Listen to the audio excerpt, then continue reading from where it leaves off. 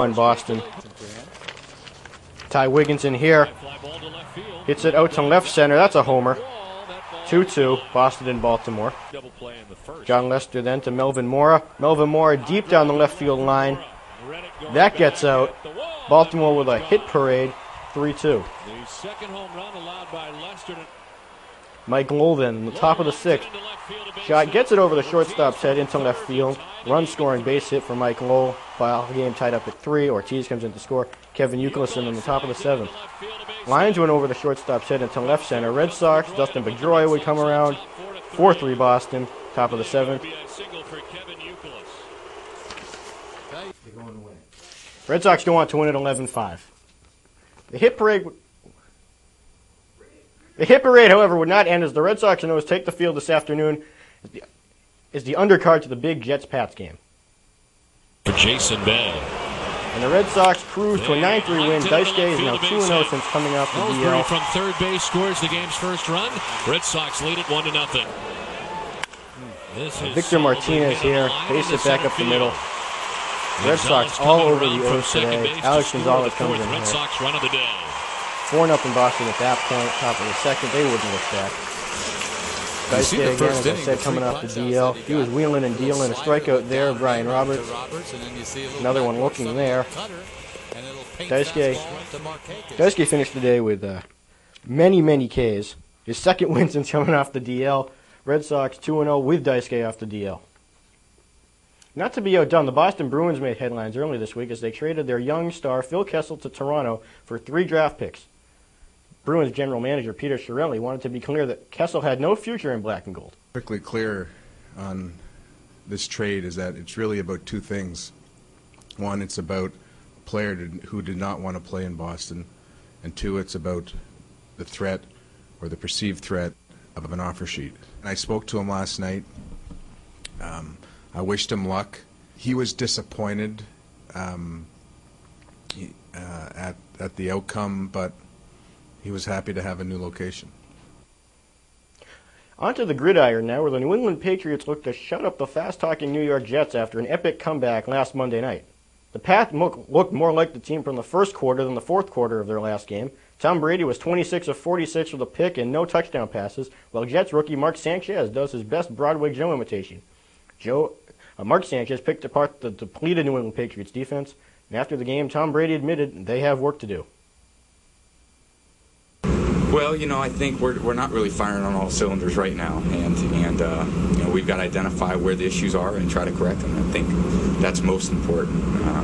It's a different group, it's a different year, it's different defenses, it's a lot of different things. So we're trying to execute better than we did today. I mean, to not get the ball in the end zone, that's unacceptable. You're not going to win any games if you don't get the ball in the end zone. And we did the same thing last week until 5 minutes left in the game. So, we got to do a better job, throwing the ball down there in tight quarters. And if it puts too much pressure on the defense when you don't score a touchdown. Elsewhere across the league, former Tom Brady understudy Matt Castle got his first start in the Kansas City Chiefs uniform this afternoon as they took on the Oakland Raiders in Kansas City, but Castle didn't fare much better than Tom, not so terrific, throwing for 241 yards but 2 picks in a 13-10 loss to the Raiders. There was a little bit more offense, however, at the Lincoln Philly as Drew Brees and the New Orleans Saints came to town. Brees continued his aerial assault on the league, throwing 3 touchdowns for 311 yards in a 48-22 victory over the Eagles. Kevin Cobb, filling in for the injured Donovan McNabb, did all he could to keep up, throwing for 391 yards in his first start as a pro. Brett Favre and Adrian Peterson continued to play nice and share the ball as the Vikings tamed the Lions 23-13. Senor Ocho Cinco, Chad Johnson, meanwhile, caught 4 passes for 91 yards, leading the pack in Cincinnati's 31-24 win over the Packers at Lambeau. Matt Ryan, really enjoying his new tight end, Tony Gonzalez, stays perfect for the year with a 28-20 victory over the Panthers. The Arizona Cardinals smacked the Jags around 31-17, while Washington skinned out a 9-7 win in a low-scoring affair over the Rams. And the Houston Texans held on for a win 34-31 over the Tennessee Titans. Obviously, there's plenty to talk about with the Pats loss today, not to mention Daisuke and Phil Kessel. So let's send it over to Alex Friedgood for the NFL Fantasy Update. Alex. Thanks, Jake. Here's your NFL Fantasy Football Update. I'm Alex Friedgood. Matt Schaub had 357 yards and 4 touchdown passes in the 34-31 Houston win over Tennessee. He was perfect with no interceptions. Drew Brees had 3 touchdown passes and 311 yards, but had 1 interception in a 48-22 New Orleans win over the Philadelphia Eagles. Aaron Rodgers had 43 rushing yards in a 31-24 Green Bay loss to Cincinnati. Now on to the running backs. The Titans' Chris Johnson had 197 rushing yards in 16 attempts and scored 2 touchdowns. San Francisco's Frank Gore had a big day with 207 yards in rushing and 16 attempts. 2 touchdowns, a very mortal day for the Vikings' Adrian Peterson. He only ran for 92 yards and scored only 1 touchdown. As for the wide receivers, the Texans' Andre Johnson had a big day with receptions, 149 yards, and 2 TDs. Marquez Colston from the Saints had 8 catches for just 98 yards and 2 touchdowns. Finally, Steve Smith had 8 receptions for 131 yards, but was shut out in the TD department. I'm Alex Freegood. Now let's send it back over to Jake. Jake? Hello, everyone, and welcome to this Sunday edition, the late edition of YSA Backtalk. Jake Saltzman here with Alex Freegood and Jimmy Young, talking about the Patriots' 16-9 loss in New Jersey today. Alex and Jimmy, what struck you the most about this bum performance from New England today, both offensively and defensively? Well, Tom Brady not stepping up. He was very weak. He was only 26 for 46 throughout the game, and no touchdowns, and it was all left to Gostowski with 3 field goals. 3 field goals. And so, I don't know, they really laid off the Jets. They weren't aggressive, and they just didn't try that hard. They tried hard. No, they didn't. They were just terrible. They looked like the first quarter of the Doesn't mean Detroit they're not Lions. trying. They dominated the first half with 200 total yards. The Jets had 40-odd yards, 45 yards. I'm looking for halftime stats. I don't see it.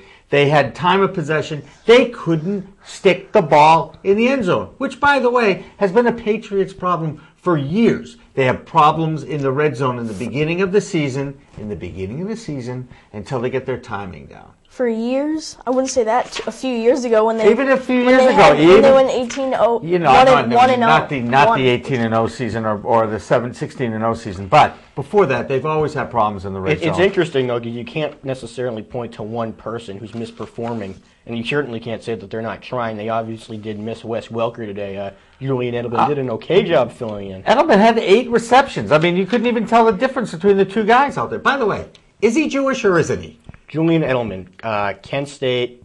Last name is Edelman. No, and the mom is Angela. That's the mom is Angela. No, yeah. That's a dead giveaway. No Judaism there. He was not celebrating on Friday. There was discussion online about that. Was there? And a Happy New Year to you. And a Happy New Year to both of you. And all that, thank you. Yeah.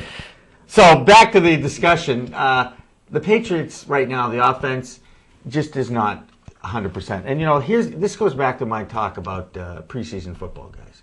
If the Patriots didn't have to waste 4 preseason games, they'd be in much better shape right now. Right. Their timing would be better. Okay? They just would be.